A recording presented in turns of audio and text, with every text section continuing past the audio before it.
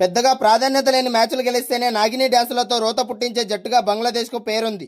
అలాంటి పిల్లబచ్చా టీం అయిన బంగ్లాదేశ్ పెద్ద పులి లాంటి ఆస్ట్రేలియాను వాళ్ళ దేశంలోనే ఓడించి కొత్త చరిత్ర సృష్టించారు. డార్విన్లో జరిగిన తొలి టెస్టులో ఆస్ట్రేలియాను 9 వికెట్ల తేడాతో ఓడించి ఆ దేశంలో తమ తొలి టెస్టు విజయాన్ని నమోదు చేసింది.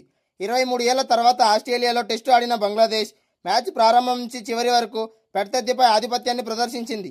ఈ విజయం ఒక్క మ్యాచ్లో వచ్చిన అద్భుతం మాత్రమే కాదని, గత కొంతకాలంగా బంగ్లాదేశ్ క్రికెట్లో కనిపిస్తున్న మార్పులకు ఫలితమని విశ్లేషకులు భావిస్తున్నారు. డార్విన్ విజయంలో హసన్ మహమ్మద్ కీలక పాత్ర పోషించాడు. తొలి ఇన్నింగ్స్లో 6.55తో ఆస్ట్రేలియా బ్యాటింగ్ను దెబ్బతీసిన అతడు మ్యాచ్లో మొత్తం 9 వికెట్లు పడగొట్టి ప్లేయర్ ఆఫ్ ద మ్యాచ్గా నిలిచాడు. ముఖ్యంగా స్టార్ పేసర్ నహీద్ రాణా లేకపోయినా బంగ్లాదేశ్ పేస్ విభాగం మొత్తం బలహీన పడకపోవడం జట్టు బలాన్ని చూపిస్తోంది. హసన్ మహమ్మద్ ఇటీవల కెంట్ తరపున కౌంటీ క్రికెట్ ఆడడం కూడా అతని ఆస్ట్రేలియా ప్రదర్శనకు ఉపయోగపడినట్లు క్రికెట్ ఆస్ట్రేలియా చెప్తోంది. ఆస్ట్రేలియాపై మొదటి ఇన్నింగ్స్లో 198 పరుగులకి ఆలౌట్ అయిన తర్వాత బంగ్లాదేశ్ 426 పరుగులు చేసింది.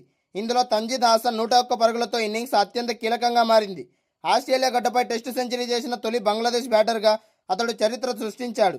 కేవలం రెండో టెస్టులోనే ఇంత కీలక ఇన్నింగ్స్ ఆడడం బంగ్లాదేశ్ కొత్త రకం ఆత్మవిశ్వాసానికి సంకేతంగా మారింది. మొదటి ఇన్నింగ్స్లో 65 పరుగులు చేసిన మిరాజ్ రెండో ఇన్నింగ్స్లో కీలక వికెట్లు తీస్తూ ఆస్ట్రేలియా మిడిల్ ఆర్డర్ను కుప్పకూల్చాడు. అతని స్పిన్కు స్టీవ్ స్మిత్ సహా కీలక బ్యాటర్లు చిక్కారు. రెండో ఇన్నింగ్స్లో 5 వికెట్లు తీసిన మిరాజ్ ఆస్ట్రేలియాను 284 పరుగులకే పరిమితం చేయడంలో కీలకంగా నిలిచాడు. ఆస్ట్రేలియాను 199కే కట్టడి చేసిన బంగ్లాదేశ్ 426 పరుగులతో ఏకంగా 228 పరుగుల ఆధిక్యం సాధించింది.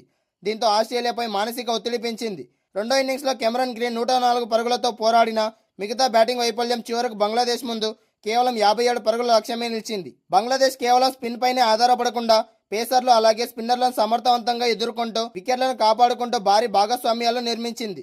ఫలితంగా ఆస్ట్రేలియాకు ఒక్కో సెషన్లోనే పూర్తి ఆధిపత్యం సాధించే అవకాశం దక్కలేదు. ఆస్ట్రేలియాను ఓడించేందుకు కొన్ని నెలల ముందే ప్రత్యేకంగా ఇదే టెస్టు కోసం బంగ్లాదేశ్ ప్లానింగ్ చేసినట్లు తెలుస్తోంది. గత 2 ఏళ్ల ప్రదర్శన చూస్తే ఒక స్పష్టమైన మార్పు కనిపిస్తోంది. 2024లో పాకిస్తాన్ను వారి సొంత గడ్డపై 2-0తో ఓడించడం, న్యూజిలాండ్లో 2022లో టెస్టు విజయం సాధించడం వంటి ఫలితాలు విదేశ పరిస్థితుల్లో పోరాడే నమ్మకాన్ని పెంచాయి. అదే సమయంలో యువ ఆటగాళ్లకు అవకాశాలు పెరిగాయి. తంజీద్ హాసన్, హసన్ మహమ్మద్ వంటి క్రికెటర్లు అంతర్జాతీయ స్థాయిలో కీలక బాధ్యతలు తీసుకునేలా ఎదిగారు.